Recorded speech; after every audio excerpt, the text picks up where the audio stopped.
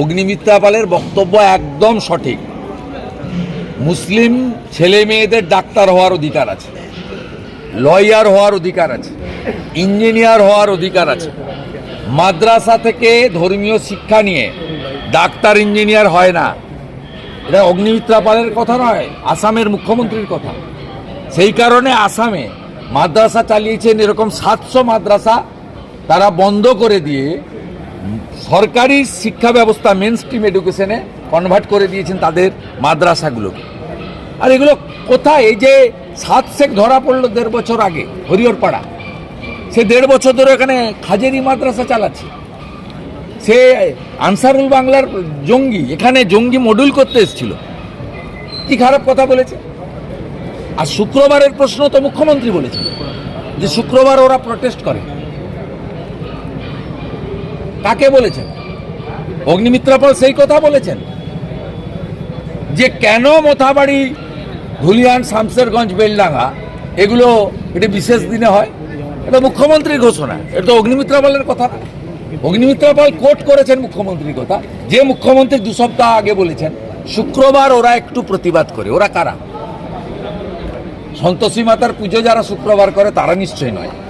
SIR এর শুনানি যেহেতু কাল শেষ হচ্ছে, বহু জেলায় দেখা যাচ্ছে কোনো কাজ শেষ হয়নি। না, শুনানি নোটিশ ইস্যু কমপ্লিট হয়ে গেছে।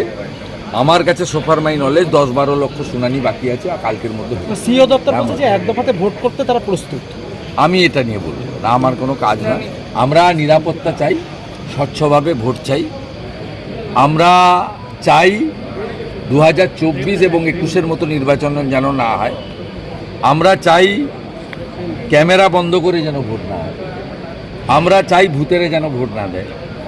আমরা চাই সকালবেলা কোচবিহারে দিলাম, তারপরের দিন এসে মালদায় মেরে দিলাম, তার 3 দিন পরে এসে মুর্শিদাবাদে মেরে দিলাম, তারপরে এসে দক্ষিণ 24 পরগনায় দিলাম, ফাইনালি ভবানীপুরে ঝেড়ে দিয়ে চলে গেলাম। এই ব্যবস্থা বন্ধ।